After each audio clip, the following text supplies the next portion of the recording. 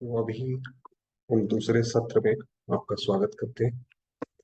तो इस सत्र में हम ये बात करेंगे कि जैसे राजयोग का पहला लेसन हमने मॉर्निंग में देखा कि वो कितना जरूरी है। अगर हम ये सोचते हैं कि हम केवल एक जन्म लेते हैं तो फिर उसका सेकंड थॉट ये निकलता है कि आप इस जन्म में कुछ भी करें, कैसे भी करें, उससे कोई फर्क नहीं पड़ता, क्योंकि जब डेथ हो जाएगी तो वो तो सब कुछ जीरो हो जाएगा।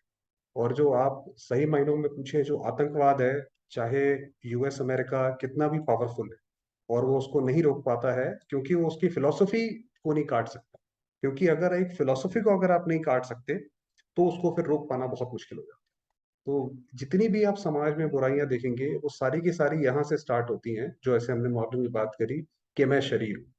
वास्तव में आज हम देखेंगे कि जब जो ये हमारे विचार हैं ये भी एक ट्री के रूप में ऑपरेट करते हैं, माना जैसे वृक्ष के रूप में ऑपरेट करते हैं। नेचर में दो ही पैटर्न है, दो ही शेप्स हैं जो सबसे ज्यादा आपको प्रोमिनेंट दिखाई पड़ेंगे। वो है, एक है ट्री, दूसरा है सर्कल, साइकिलिक शेप। तो जितने भी हमारे चाहे विचार हैं वो भी ऐसे ऐसे करके ऑपरेट करते हैं। इसीलिए आप देखिए किसी बच्चे के साथ अगर मान लीजिए बचपन में कोई ट्रेजेडी हो जाती है तो कहते हैं भाई इसको, उसका एडल्ट जब होता है तब भी वो प्रॉब्लम रहती है, क्योंकि बीज ऐसा पड़ा। तो मॉर्निंग में हमने ये बात करी कि कितना जरूरी है हम अपने आप को आत्मा समझें, और उससे ही समाज आगे बढ़ेगा। तो उसके आगे अब बढ़ते हैं। ये एक छोटा सा परिचय हमारी टीम का। उसके बाद जैसे आज हमने बात करी कि ये पूरी जो श्रृंखला रहेगी उसमें 4 सेशन रहेंगे। ये सेकंड सेशन है 4:30 PM, जिसके पे हम बात करेंगे कि स्ट्रेस और फियर के लिए राजयोग कैसे काम करता है। तो उसी पे ही ज्यादा फोकस करेंगे। और ये ब्रह्मा कुमारी इसका परिचय कि ये 1936 में स्टैब्लिश हुई है, और इस वक्त इस विश्व की सबसे बड़ी संस्था है जिसको 137 देशों की सरकारों से मान्यता। और ये काफी सारी इंटरनेशनल बॉडीज जिसमें ये इनको। हाँ। आज जो प्रश्न है वो हम इन वाले प्रश्नों का एक लॉजिकल रूप से आंसर ढूंढने की कोशिश करेंगे कि एक तो भगवान हमारी मदद कैसे करता है। क्योंकि आप दुनिया में देखेंगे मनुष्य पहले तो सब कुछ कर लेता है, जब उसके बाद आखिरी में कुछ भी नहीं बचता तब वो भगवान के पास जाता है कि हे प्रभु तुम्हें बचा। तो ऐसा कैसे है कि हमें पता ही नहीं है कि भगवान, अगर हमें यही नहीं पता कि हमारी मदद कैसे करता है तो हम रिलैक्स कैसे रह सकते हैं? हम रिलैक्स रह ही नहीं सकते हैं। हमेशा हमें डर लगा रहेगा, ऐसा ना हो जाए, वैसा ना हो जाए। फिर जो भगवान की शिक्षाएं हैं, क्योंकि भगवान जो शिक्षा देगा वो तो बहुत ऊंची शिक्षा देगा, वो तो परफेक्ट, वो तो जानी जाननहार है, त्रिकालदर्शी है, तीनों काल जानता है। तो वो तो शिक्षा भी बड़ी डिफिकल्ट देगा। तो उस पे किसी ने चल के दिखाया है, कोई ऐसा एग्जाम्पल है जिसको हम फॉलो कर सकें, जिससे हम प्रेरणा ले सकें? और सबसे बड़ी बात है, जो आज के समय में हम देखते हैं कि पूरा विश्व जैसे एक घमासान युद्ध के रूप में बदल गया है। हर जगह कहीं ना कहीं किसी ना किसी रूप की त्राही है। या तो एक देश दूसरे पे अटैक कर रहा है, या तो एक पड़ोसी पड़ोसी दूसरे पड़ोसी पे अटैक कर रहा है। तो ऐसे विश्व में शांति कभी स्थापित हो सकती है कि नहीं हो सकती, या कभी थी या नहीं थी? और सारे धर्म जो आपस में लड़ते रहते हैं, सारे धर्म एक दूसरे के विरोधाभासी हैं, तो वो कैसे एक हो सकते हैं? और जो भगवान है उसके कर्तव्य क्या है, और क्या भगवान से डरने की जरूरत है?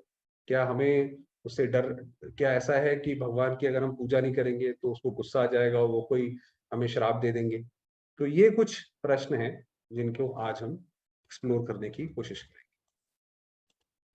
तो अभी जैसे हमने मॉर्निंग सेशन में देखा था कि हम जितनी भी आत्माएं हैं वो सारी की सारी वास्तव में परम धाम, जो हमारा घर है, शांति धाम, सबसे दूर, वहां पे हम सारी की सारी शांति में रहती है। और हमारी जो अपनी नेटिव अवस्था है, जो अपनी ओरिजिनल जो हमारी अवस्था है, ज्योतिर्बिंदु स्वरूप, हम सारे के सारे वहां, और एक ही परिवार की तरह वहां पे रहते हैं। तो आप ऐसे समझिए जैसे कोई एक स्टेज होता है, और स्टेज के पीछे जो एरिया होता है वहां से एक एक करके जो एक्टर एक्ट्रेसेस होते हैं वो बाहर आते जाते हैं, अपना अपना पार्ट प्ले करते जाते हैं।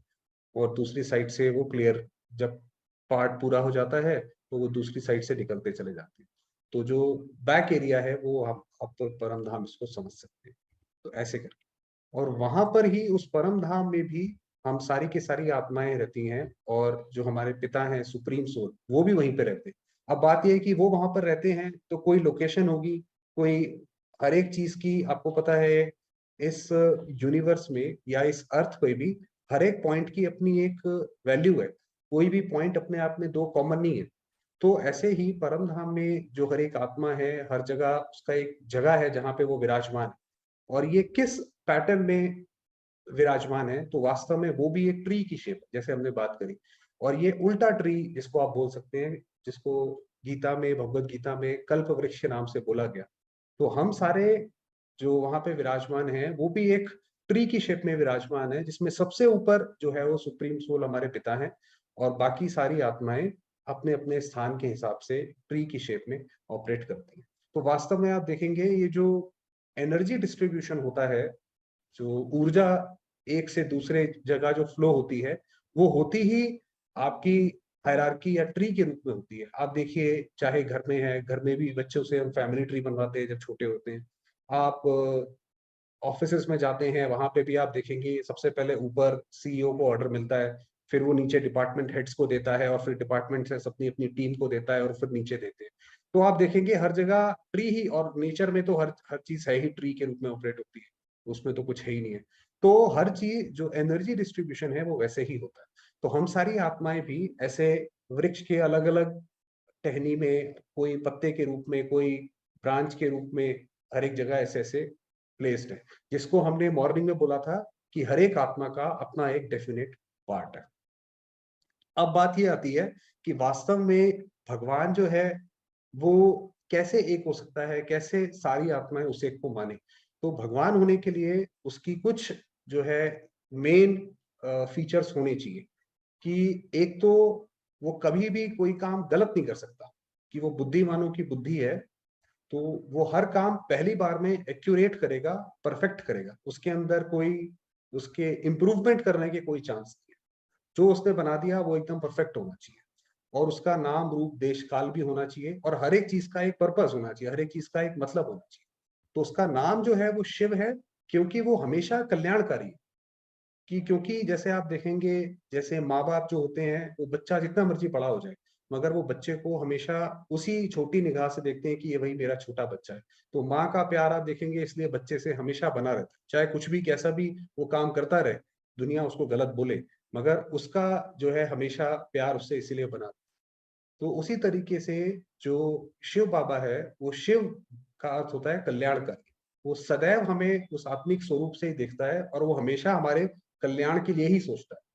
और वो कभी भी ये जैसे गुस्सा, काम, क्रोध, लोभ, अहंकार, जो ये विकार है, क्योंकि विकार आते ही हैं किसी न किसी चीज की कमी की वजह से। कोई क्रोध कब आता है, आपने कोई चीज आप चाहते हैं और वो नहीं मिली आपको, तो वो क्रोध आता है, तो किसी कमी की वजह से क्रोध आता है। तो भगवान के साथ, शिव बाबा के साथ ये चीज ऐसी नहीं है। उनके कुछ ये जो गुण हैं, सारे तो नहीं पढ़ पाएंगे, कि एक तो वो गुणों के सागर है, गुणों के भंडार है, कि जितने भी दिव्य गुण होते हैं, दैवी गुण होते हैं, उसका परमात्मा भंडार है। वो परमात्मा हमें वास्तव में करके दिखाता है, तब हम आत्माएं उसके ऊपर चलती हैं। जैसे अब, जैसे जो बच्चे हैं वो अपने माँ बाप से घर में सीखते हैं, जिस तरीके से माँ बाप रहते हैं, बात करते हैं, बच्चा वही सीखता जाता है। तो उसी तरीके से भगवान भी जब नीचे आता है तो हम आत्माएं उससे सीखती हैं। इस तरीके से वो हमारा पिता है। जितनी भी शक्तियां शिव बाबा के पास हैं वो वास्तव में है ही हमारे लिए, क्योंकि शिव बाबा जो है वो जन्म मरण से न्यारा है। वो कभी भी इस चक्र में नहीं आ सकता। जैसे हम सारे आते हैं, माँ के पेट से जन्म लेते हैं, ऐसे करके वो जन्म पुनर्जन्म में नहीं आते। और और बाकी काफी सारी चीजें हैं, जैसे जो शक्तियां, जो सातों शक्तियां जो हमने मॉर्निंग में बात करी, भगवान जो है उन सातों शक्तियों का सागर है। वो शक्तियां जैसे उसने हमें वरदान में या प्रसाद में या प्रॉपर्टी के रूप में हमें दी हुई है, और हम सारी की सारी आत्माएं वही शक्तियां धीरे धीरे धीरे धीरे यूज करते रहते हैं। और सतयुग में और कलयुग में सबसे बड़ा फर्क ही यही है, कि सतयुग माना जहाँ पे सिर्फ सच है, एक ऐसा युग जहाँ पे सारे लोग एक सच के ऊपर विश्वास करते हैं, उसको ही जानते हैं। और वो सबसे बड़ा सच ये है कि इस दुनिया को चलाने वाला, इसकी जिम्मेवारी, हर एक आत्मा की जिम्मेवारी वो एक शिव की है। वो इसका कर्ता धर्ता है, वो इसका रचयिता है, वो मालिक है। इंसान की बस की बात नहीं है। इंसान को ये नहीं सोचना चाहिए कि भाई इस धरती का क्या होगा, वो तो भगवान ने रची है, वही उसका करता धरता है। तो ये एक शॉर्ट में परिचय है। अब बात ये होती है कि ये तो हमने बात करी कि ये तो उनके एट्रीब्यूट्स हैं, कि जैसे हमने बात करी कि गुणों के सागर है। अब अगर वो आते हैं तो काम क्या करते हैं और कैसे करते हैं, तो वो अपना जो काम है, क्योंकि GOD, गॉड माना जनरेटर ऑपरेटर डिस्ट्रॉयर, तो स्थापना पालना विनाश। तो जिस तरीके से एक ऐसा समय आता है कि जब इस धरती पर, जैसे हम गीता में आपको पता होगा कि हम बहुत समय से ये घरों घरों में देखते हुए आते हैं कि जब जब धर्म की अति ग्लानि होती है तब तब मैं आता हूं। तो जब जब ये धर्म की अति ग्लानि होती है तब वो स्वयं नीचे आते हैं। और जिस तरीके से आत्मा को बोलने के लिए एक शरीर की आवश्यकता पड़ती है और वो सारे वो नियम फॉलो करती है, उसी तरीके से जब परमात्मा भी आते हैं तो एक शरीर के अंदर आकर अपनी जो है ज्ञान देते हैं। इसीलिए आप देखेंगे जो ये महाभारत और जो ये रामायण का दिखाते हैं, वो कोई बस इतनी सी छोटी सी चीज नहीं है कि वो एक बार ऐसे हो गया और उससे फिर हमें सीखने को क्या मिला। ये वास्तव में जब भगवान ने आकर इस धरा पे आकर ऐसे कर्तव्य किए, उन सब का गायन अलग अलग रूप से महाभारत और रामायण के रूप में जो है लिखा गया है। वो हम आगे कभी बात करेंगे किस तरीके से लिखा गया। तो ये जो है जनरेटर ऑपरेटर, और जब नई दुनिया स्थापन होती है तो उसमें जो राज्य करते हैं वो जैसे विष्णु उनका जो है वो पालन करते हैं। अब ये विष्णु कौन है, अगर आपको जान के आश्चर्य होगा, जैसे हमने बात करी अभी तो इन सेशंस में हम लोग सिर्फ डायरेक्ट नॉलेज की बात करेंगे। जब एविडेंसेस की बात करेंगे कि इसमें दुनिया में क्या एविडेंसेस हैं, लोगों ने क्या बोला है, कैसे बोला है, वो आप अगर ग्रुप पे पोस्ट करेंगे तो उसमें एविडेंसेस भी सारे के सारे शेयर किए जा सकते हैं। जो जो क्योंकि जब भगवान आता है तो वो एविडेंसेस के साथ बात नहीं करता, वो तो सीधा डायरेक्ट नॉलेज देता है कि बच्चे तुम ऐसे हो। तो इसी बात पे आगे बढ़ते हैं, जनरेटर ऑपरेटर। और ये जो हम ही आत्माएं हैं, जब हम अपने संपूर्ण स्वरूप को प्राप्त करती हैं तो वो जैसे कि वो शंकर का रूप है। जैसे शंकर का दिखाते हैं कि वो उनके गले में नाग है, तपस्या कर रहे हैं। तो वो जब हमारा ही रूप हम अपने आप को प्राप्त करते हैं तो वो शंकर द्वारा फिर ये सृष्टि का जो है भयावह विनाश होता है, जिसको आप World War III बोल लो या कुछ भी। तो बेसिकली कहने का मतलब ये है, हमने दो तीन चीजें इसमें बात करी कि एक तो जो परमात्मा शिव है वो सुप्रीम सोल, सर्व आत्माओं से ऊपर है, उसका कोई पिता नहीं है, सबसे ऊपर है। वही क्रिएटर, डायरेक्टर, प्रोड्यूसर सब कुछ है। और वो अपने काम जो है वो तीन देवताओं या मनुष्यों के द्वारा कराता है, ब्रह्मा द्वारा स्थापना, विष्णु द्वारा पालना और शंकर द्वारा। अभी इसकी डिटेलिंग में नहीं चलते हैं। फिर उसके बाद आप देखेंगे, जैसे हमने वृक्ष की बात करी, तो इस धरती पर भी जो हम सारे के सारे अपना रोल अदा करते हैं। अब सवाल ये है कि कैसे सारे के सारे धर्म एक दूसरे से जुड़े हुए हैं और विश्व में शांति कैसे होगी। तो वास्तव में आप देखेंगे इस कल्प वृक्ष को समझना बहुत ज्यादा जरूरी है। तो भगवान, जैसे कि आपको पता है कि कोई भी अगर आपने वृक्ष लिया, उसका आप अगर बीज ले लें, तो बीज में उस वृक्ष के सारे DNA होते हैं। आप उसके बीज को लेकर आप बता सकते हैं वृक्ष कितना बड़ा होगा, इसका फल कैसा निकलेगा, so on and so fourth. तो उसी तरीके से ये जो मनुष्य सृष्टि है, इसका जो बीज है वो स्वयं शिव बाबा है। यानी कि जो इस पूरे सृष्टि को जो भी ऊर्जा जाती है, जो भी न्यूट्रिशन जाते हैं, वो सारे शिव बाबा जो शक्तियों का सागर है वही आगे भेजता है। मगर वो किस तरीके से भेजता है वो जानने वाली चीज। तो आप देखेंगे इसके जो सबसे पहले इसके तने पे जो है ये श्री कृष्ण और श्री राम सीता, तो इनका जो बना हुआ है। तो वास्तव में जो ये सनातन धर्म, लोग बात तो बहुत करते हैं सनातन धर्म सनातन धर्म, मगर वास्तव में सनातन धर्म था क्या, सनातन धर्म में क्या खास बात थी उस समय की, इसको लोग ज्यादा जानते नहीं है। इसके बारे में लोग वैदिक एरा करके क्लोज कर देते हैं। और अनफॉर्चुनेटली जो हमने अभी तक इतिहास पढ़ा है, हमने तो वो कॉलोनियल इतिहास पढ़ा है जो अंग्रेजों ने हमारे लिए लिखा था। जिससे तो वास्तव में जब अंग्रेज जब हम पे राज करते थे तो उनको बड़ी दिक्कत आती थी कि ये इंडियंस को हम दबा के कैसे रखें। तो उन्होंने हमारा जो पूरा नॉलेज का जो स्ट्रक्चर है पहले उसको तोड़ा। वरना क्योंकि हमारे यहाँ तो ये श्री लक्ष्मी नारायण और श्री कृष्ण इनका राज्य था, तो हमारी तो जो टेक्नोलॉजी है और जो हमारी सभ्यता है, जो कल्चर है, वो बहुत बहुत रिच थी। आप सोचिए कि यहीं पे जब स्वर्ग था तो हमारे पास क्या चीज की कमी थी। हमने इसके ऊपर अलग वीडियो बनाई थी कि कैसे फॉरेन ऑथर्स ने इंडिया की जो बाबा बताते हैं उसकी महिमा के अनुसार फॉरेन ऑथर्स ने भी उसी लाइन में बातचीत करी। मगर क्या है कि क्योंकि इंडिया ही जब पतित हो जाता है तो हमारे ही लोग जब पतित हो गए तो इंडिया के ही लोग अपने देश के प्रति लॉयल नहीं रहते। आज भी आप देखिए कि अगर स्विस बैंक में सबसे ज्यादा पैसा है तो इंडियंस का है। सबसे ज्यादा जो बड़ी बड़ी कंपनीज चलाते हैं, यहाँ तक कि तो ब्रिटिश के प्राइम मिनिस्टर ही हमारे प्राइम मिनिस्टर इंडियन है। तो इतने सारे लोग हैं, इंडिया में आके नहीं कर सकते, वहां कर सकते हैं। तो क्योंकि यही इंडिया का जो है पतन होता है और यही धर्म की ग्लानि। तो वो बात करते हैं। तो वास्तव में ये जो इस वृक्ष का जो तना है, यहाँ पर ये श्री कृष्ण और श्री राम सीता का यहाँ पे पहले राज्य होता है। और ये जो दो धर्म है, जो सनातन धर्म है, ये एक ऐसा धर्म है जिसके जो कि परमात्मा के संपूर्ण गुणों को पूरी तरीके से जानता है। आप देखेंगे उसके अंदर गोपियों के साथ रास करते हुए भी दिखाया हुआ है, सारे संबंध दिखाए हुए हैं। मगर जो बाकी जो धर्म है, बाकी जितने आप धर्म देखेंगे, उन धर्मों में परमात्मा के सभी गुणों को नहीं बताया हुआ। किसी में ये माना कि वो मालिक है, किसी में माना वो तो बस गुरु है। तो किसी एक चीज को लेकर उन्होंने पूजा करी है। तो जैसे कि वृक्ष में होता है कि जो जो तना होता है उसके पास तो सब होता है, उसके पास तो न्यूट्रिशन सब होता है। मगर जो उसकी एक शाखा है, उस शाखा में जो है वो एक छोटा सा ही न्यूट्रिशन जाता है। इसीलिए वो ऐसे करके वृक्ष बढ़ता चला जाता है। तो जो आत्मा, अब हर एक आत्मा का जैसे हमने बात करी कि उसका एक विशेष स्थान है। कोई आत्मा इस वाले तने में लेफ्ट साइड में है, कोई राइट साइड में है, और कोई मेन उसमें है। तो जब तक उस आत्मा का जिस जगह वो प्लेस्ड है, जो उस ब्रांच का जो स्वामी है, जब तक वो उसको नहीं बोलेगा तब तक वो आत्मा परमात्मा को पहचानेगी नहीं। बट ये आगे की बात है। मगर इसमें कहने का तात्पर्य ये है कि ये पूरी की पूरी जो मनुष्य सृष्टि है वो ट्री के रूप में ऑपरेट करती है। सबसे पहले जनसंख्या बहुत कम होती है, भारत में ही स्वर्ग होता है। और फिर धीरे धीरे धीरे धीरे भारत में ही जब ये विकार आते हैं तो विदेशी लोग यहाँ पे अटैक करते हैं। और एक समय आता है कि भारत, आपको ये जान के बड़ा आश्चर्य होगा कि ज्यादा पुरानी बात नहीं है, 200 साल 250 साल पुराना भी अगर आप इतिहास उठा के देखेंगे तो जो कई फॉरेन ऑथर्स ऑथर्स हैं उन्होंने ये बोला है कि भारत में लोग झूठ बोलना नहीं जानते थे।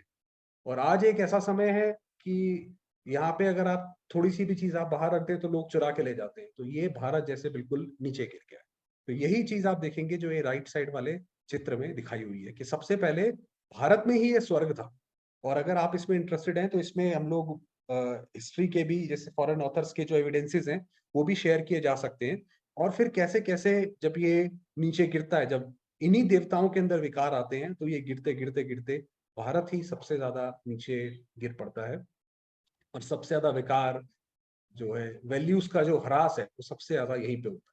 और जब ऐसा होता है तो जैसे पूरी, क्योंकि भारत को ही स्पिरिचुअल गुरु माना गया है, तो जब भारत ही गिर गया, जो मेन स्पिरिचुअल गुरु है वही गिर गया, तो फिर जो है ये पूरी सृष्टि जैसे एक विनाश को प्राप्त। और जब ये विनाश को प्राप्त हो रही होती है तो साथ में जो है ये परमात्मा का यहाँ पे कर्तव्य आता है बीच में, कि जब ये सारी सृष्टि विनाश हो रही है, सब कुछ ही, सारे ही आत्माएं नीचे गिर रही है। आज के समय में आप देखिए, कोई सी भी आत्मा आप उठा के देखिए, कोई से भी बड़े गुरु से गुरु, बड़े से बड़े से बड़े गुरु उठा के देखिए आप, हर एक के अंदर आपको काम, क्रोध, लोभ, मोह, अहंकार उसमें दिखाई पड़ जाएगा। अब बात यह है कि जब पूरा संसार ही ऐसा बन गया है कि मनुष्यों ने अपने कर्म से संसार को ऐसा बना दिया कि उसके अंदर हर वक्त अब डर बना रहता है, ऐसा ना हो जाए, वैसा ना हो जाए, तो उसको वापस ठीक कौन करेगा?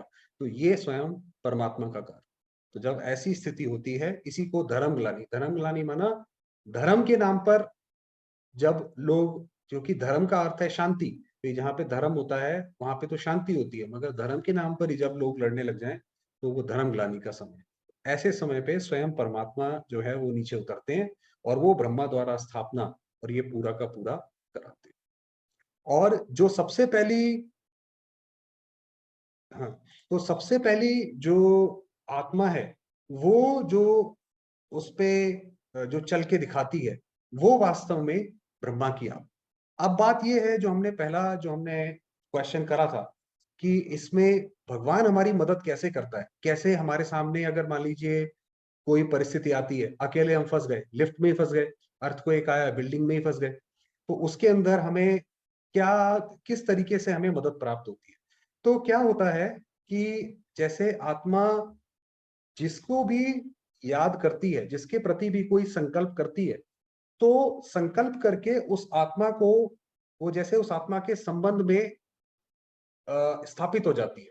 जैसे एक बच्चा है, वो माँ के लिए अगर संकल्प कर रहा है, तो माँ को भी वो संकल्प टच होगा कि जरूर मेरा बच्चा ऐसे कर रहा है। तो उसी तरीके से जब हम भी याद करते हैं शिव बाबा को, सुप्रीम सोल को, तो जब हमने भी उसको याद किया, तो वो भी हमारे उसमें वो बंध जाता है। और अगर हम उसकी तरह और अगर हम उसकी याद में पूरी तरह से बैठे हुए हैं, तो जैसे उसकी रिस्पॉन्सिबिलिटी हो जाती है कि वो हमें वहां से निकाले। तो किसी भी चीज से निकलने का जो तरीका है, हम कितनी भी कैसे भी परिस्थिति में हो, क्या भी परिस्थिति में हो, अगर हम उसकी एक याद में बैठे हुए, ये वास्तव में जैसे वो द्रौपदी का दिखाया कि जब वो क्या कहते हैं, पूरे राज्य में उसको कोई मदद नहीं दे रहा, तो उसको दिखाया कि श्री कृष्ण ने उसको साड़ियां दी। तो पहले तो श्री कृष्ण को याद नहीं किया, श्री कृष्ण को तो सबसे बाद में याद किया, सबसे पहले तो इधर उधर याद करती रही। फिर उसके बाद जब हर जगह से टूट गया, फिर उसने उसको याद किया। तो ये वास्तव में बात ये है यहाँ पर कि भगवान मदद कैसे करता है कि हम अपने कर्मों से दुखी हुए हैं, तो इसीलिए वो आकर हमें वो कर्म बताता है जिससे वो हमें मदद दे सकता है। वो इस ये जो प्ले है, ये जो, क्योंकि हमें जो भी दुख प्राप्त हो रहा है, चाहे वो अर्थक्वेक आ रहा है, चाहे वो सुनामी आ रही है, बाढ़ आ रही है, या कोई व्यक्ति हमें मारने आ रहा है, वो आ क्यों रहा है? क्योंकि हमने पुराने कर्म ऐसे करे हैं, हमने जरूर उसके साथ या तो गलत करा है या प्रकृति के साथ गलत करा है। अब अगर वहां पे भगवान आकर हमें बचा ले, तो उसके साथ तो अन्याय हो जाएगा। वही वो दूसरा व्यक्ति बोलेगा, जब मेरी बारी थी तब तो आपने कुछ बोला नहीं, अब जब मेरी पूरी करने की बारी आई है तो आपने इसको अपने गोद में ले लिया, ये गलत है। तो इसीलिए भगवान आकर वो कर्म बताता है, जिस जो कर्म करने से हम उसके प्रभाव से बच सकते हैं। भाई गलत कर्म करा, उसका प्रभाव आया, अब सबसे अच्छा कर्म क्या है कि एक मेरी याद में। तो इसीलिए जो ये गीता में भी आता है कि सर्वधर्माणि परित्यज्य, कि सारे धर्म को छोड़, तू एक मेरी शरण में आ। फिर उसकी रिस्पॉन्सिबिलिटी है वो वहां से कैसे हमें कैसे करके निकाल। एक बार एक प्रश्न वो जो है, जो हमने बात करी थी, उनको एक बार देख लेते हैं, एक एक करके एड्रेस। तो जो हमारी मदद है, वो भगवान दो तरीके से करता है। एक तो वो हमें सबसे बड़ा पुण्य कर्म बताता है कि सबसे बड़ा पुण्य कर्म कौन सा है, और अगर मेरी मदद अगर प्राप्त करनी है तो किस तरीके से करनी है। अब जो ये किसने उसकी शिक्षा पर पूरा चलकर दिखाया। अब देखिए, भगवान जो है, जैसे आपको पता है, जो कोर्ट में जो जजमेंट जो पास होता है, अगर एक भी जजमेंट गलत पास हो जाए, तो वो फिर वो एक जगह पास नहीं होता, वो तो फिर पूरे देश में उसको यूज करा जा सकता है कि भी फला जजमेंट वो उस जज ने पास किया, तो आपको ये भी पास करना पड़ेगा। क्योंकि आपको पता है, जो जजमेंट जो देता है, उसकी तो आंखों पे पट्टी बंधी होती है, कानून तो अंधा होता है। तो उसी तरीके से जैसे भगवान ने ब्रह्मा की मदद की, ब्रह्मा भी पहले कौन थे? वो भी पहले एक जौहरी थे, और जब शिव बाबा आए तो उनके कहे अनुसार चलते चले गए, चलते चले गए। उनके सामने इतनी परिस्थितियां आई, और वो सिर्फ एक भगवान के सहारे जो है उन्होंने अपनी नैया पार लगाई। जब उनकी लगाई तो हमारी भी लगाने के लिए भगवान बंधा हुआ है, क्यों नहीं करेगा? तो वहां से हमें जो प्रेरणा मिलती है, वो वास्तव में हमें किसी भी परिस्थिति से निकलने में मदद करती है। वरना दुनिया में तो अगर कोई व्यक्ति थोड़े समय तक तो पॉजिटिव रह सकता है, मगर जैसे जैसे ये समय आगे बढ़ेगा, क्योंकि मनुष्यों की जो जो कर्म है, वो तो नीचे नीचे गिरते चले जा रहे हैं। आज वो जितना काम गलत कर रहा है, कल उससे और ज्यादा करेगा, परसों उससे और ज्यादा करेगा, और ज्यादा करेगा। तो इसका मतलब जो परिस्थिति हमें आ रही है, वो तो कल और बढ़ के और बढ़ के आती जाएगी। तो ऐसे समय पे हमें प्रेरणा का स्रोत कहाँ से मिलेगा? कैसे हम अपने आप को हेल्दी रख सकते हैं? तो अगर हमें ये पता हो कि भगवान ने यहाँ पे इसकी मदद करी थी, इनकी मदद इस तरीके से करी थी, तो अगर हम भी चलेंगे तो हमें भी वो मदद प्राप्त होगी। तो ये बताया। फिर जो हमने बात करी, विश्व में शांति कैसे स्थापित होती है। वास्तव में जितना ज्यादा हमारे अंदर ये तीन तरीके के विचार बैठते जाते हैं, कि एक, जैसे हमने मॉर्निंग में बात करी कि मैं आत्मा हूं, कि मैं आत्मा अजर अमर अविनाशी हूं। मुझे, आप जितना ज्यादा योग लगाते जाएंगे, इस योग में खास बात यह है कि बात यह है कि कई लोग ये जानना चाहते हैं कि विनाश तो होगा, मगर शिव बाबा उसमें हमारी उस वक्त मदद कैसे करेगा? अब भाई विनाश हो रहा है ना, तो उसके अंदर धरती खराब होती जा रही है, हवा जो है वो पोल्यूटेड होती जा रही है। अब ये बाढ़ आई तो खाना भी नहीं मिलेगा, तो उसके अंदर हम कैसे बचे रहेंगे? हम भी तो, सांस तो हमें भी वही लेनी है। ठीक है भाई, एक जगह भगवान आपको बचा लेगा, बिल्डिंग गिर रही है, आप बाहर आ गए, ऐसे बहुत सारे एग्जांपल्स हैं हमारे पास। वो दिए जा सकते हैं, वो तो अब बाहर आ गए, मगर ऐसी थोड़ी अनंत काल तक हम यहाँ बच गए वहां बच गए ऐसी काम करते रहे।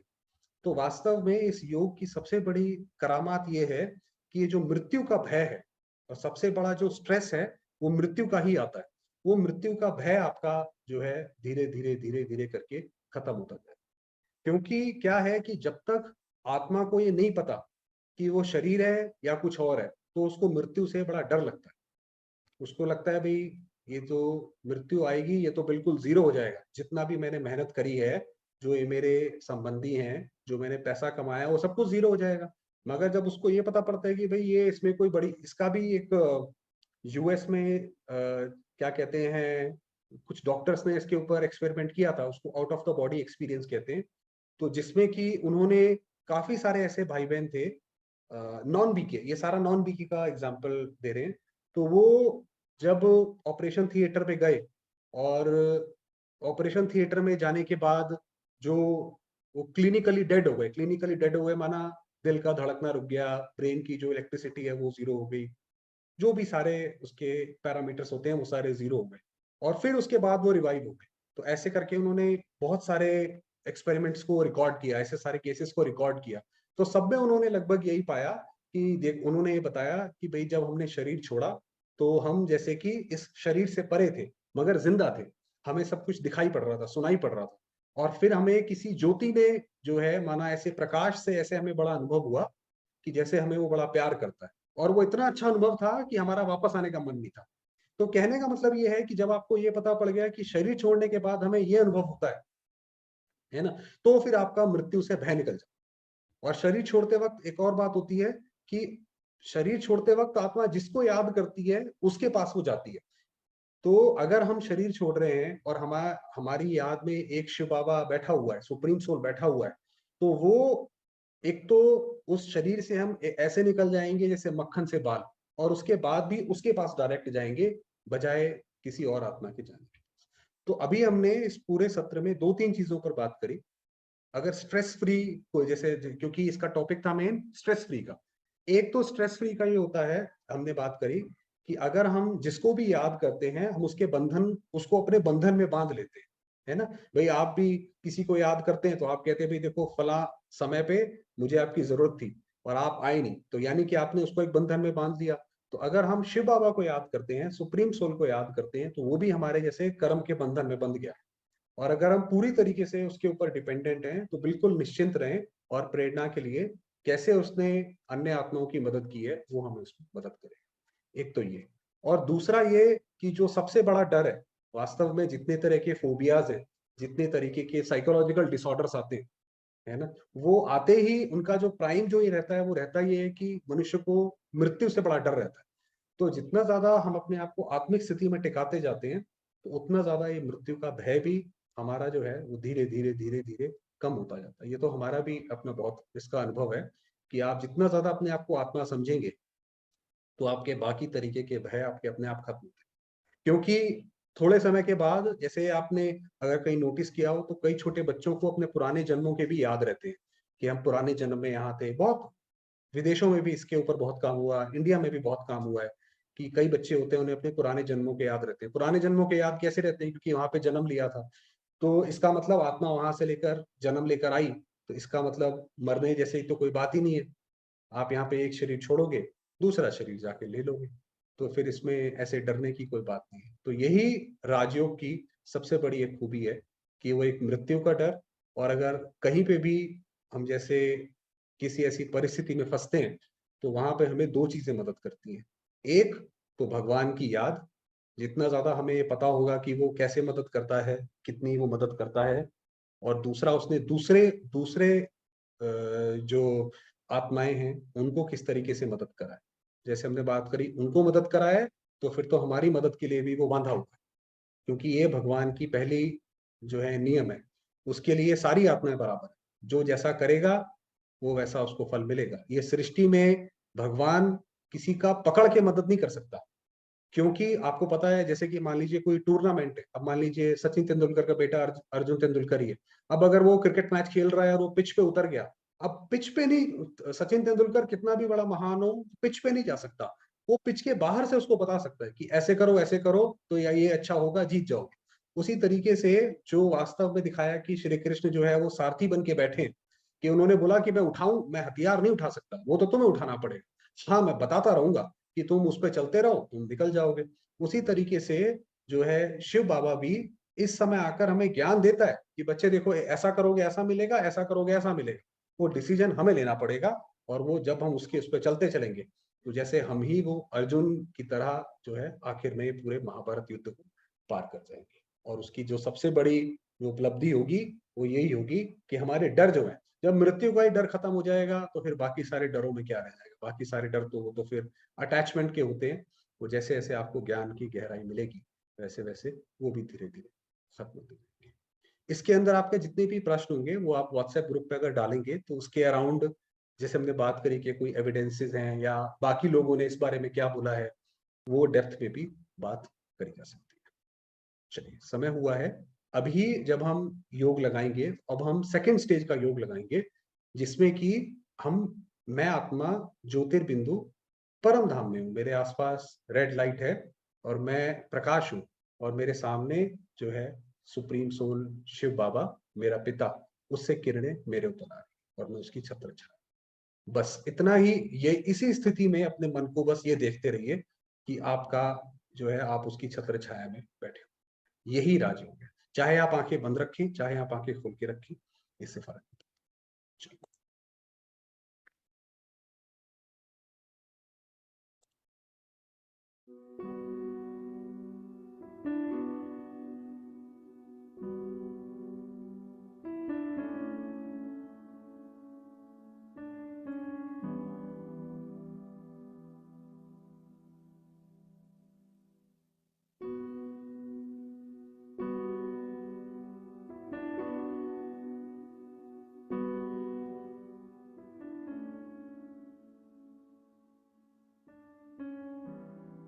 देखेंगे स्वयं को चमकता सितारा।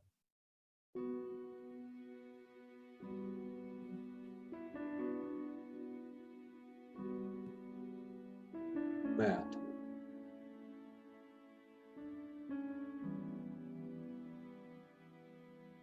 परम धाम में विराजमान।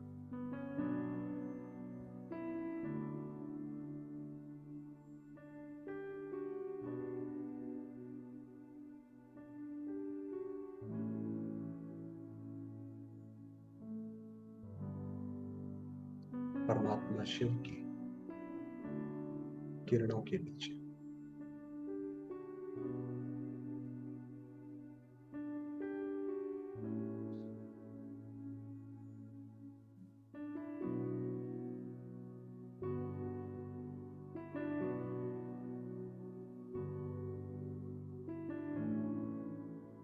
शांत, संतुष्ट,